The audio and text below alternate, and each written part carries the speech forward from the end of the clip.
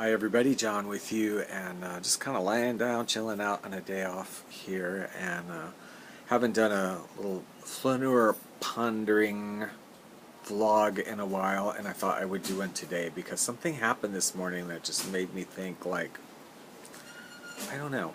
Have you all done Ancestry DNA?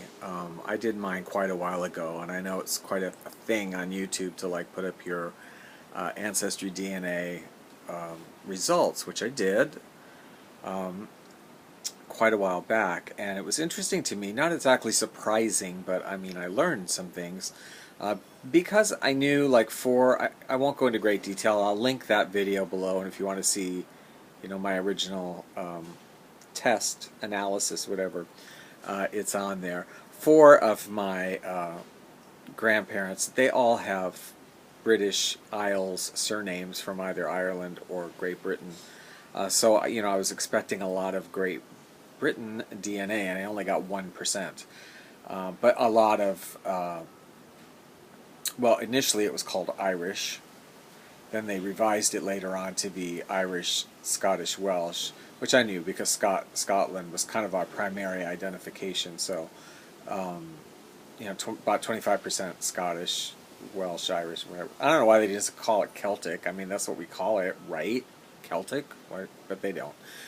Anyway, and then I also had some, like, 6% Iberian Peninsula or Spanish, and 4% Italy, Greece, which kind of made sense to me because my father was much more dark complected, and I'd always thought he has very olive skin, black hair. Like, I thought there's something probably Southern European somewhere in there, and it did show up there. The surprise was that I was 20% Scandinavian, which I didn't know anything about, but I have since really learned to understand that's really from the Vikings in Great Britain. And there are places in England where actually Scandinavian DNA is still the predominant DNA of the people there, you know, from left over from the Viking time period. So anyway, they just sent this update in the email today that, oh, your ancestry has been updated, results, you might want to check it. So, like, I checked it, I'm like, okay, they've revised their regions, right? Kind of reclassified them, and it's going to happen from time to time because as they get more and more samples and they learn more and more, you know, I understand it's going to be updated and going to somewhat change. But was really kind of weirded out by my change. It became much more simple, but in a way a little more confusing. Or I'm not exactly happy with it, but, you know, maybe I need time to let it sink in. I don't know. But I went from being 43% Europe West, like Germany and France, whatever, which kind of made sense probably also because, you know, Great Britain is kind of like the United States. It's made up of many different people, and there were many invasions and migrations to Great Britain over time, from the original people to the Celts to the Romans to the Germanic peoples and the Vikings, and so, you know, it's a very hodgepodge of DNA there, of European DNA. 43% Europe West, 25% Ireland, Scotland, 20% Scandinavian, which I would attribute to the English, you know, 6% Iberian, 4% Europe South or Italy, Greece, and then 1% Great Britain. And then I had, which was nothing, like no Aboriginal Great British at all. Okay. So the new estimate when I went today was just two things. It was 78% England, Wales, Northwest Europe, okay, and 27% Ireland, Scotland, also Wales, i.e. Celtic, right? 27%. Now 78% and 27% actually adds up to 105%, which would make me question that, but I guess, you know, there's probably some crossover there with, you know, Wales and Celtic and whatever. So I understand, if I understand this correctly, I kind of understand what's going on. So because this is contemporary, they're saying these are, you know, this is the DNA, they're matching your DNA with the DNA of people living in certain regions in the contemporary world. So 70% of my DNA is consistent with a person from, England, Wales, Northwest Europe,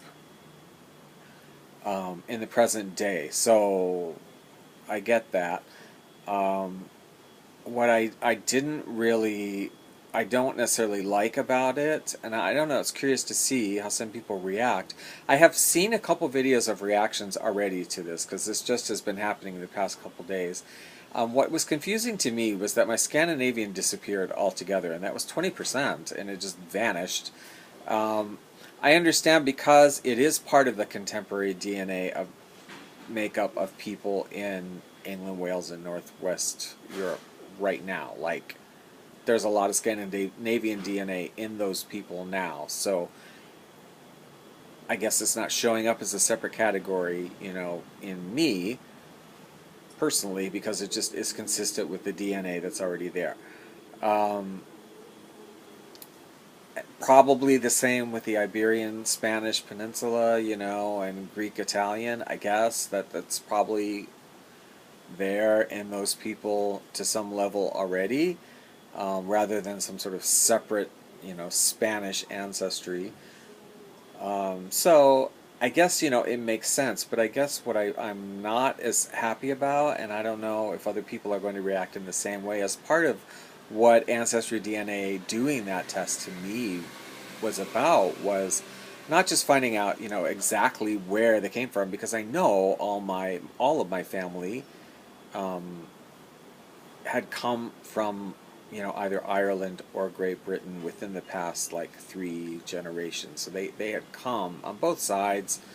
I'm not sure about my father's um, side how long ago they had come, but it hadn't been that long ago. And I know on my mother's side it had been, like 3 generations or something. So it was fairly recent that I think they all had come from the British Isles. Um, but I think that, I didn't want to just find out that. I was interested, in what I liked about the original analysis was it's more historical. Like, it takes into account your historical DNA background. So I didn't know I had any Viking or whatever, and so it was kind of cool to learn that and discover, like, hey, actually I'm like not aboriginally Great British at all. Like, I'm not really of the people that were originally on those islands, but my people were from the waves of people and conquerors and whatever that came afterwards, the Germanic tribes and the Vikings and whatnot.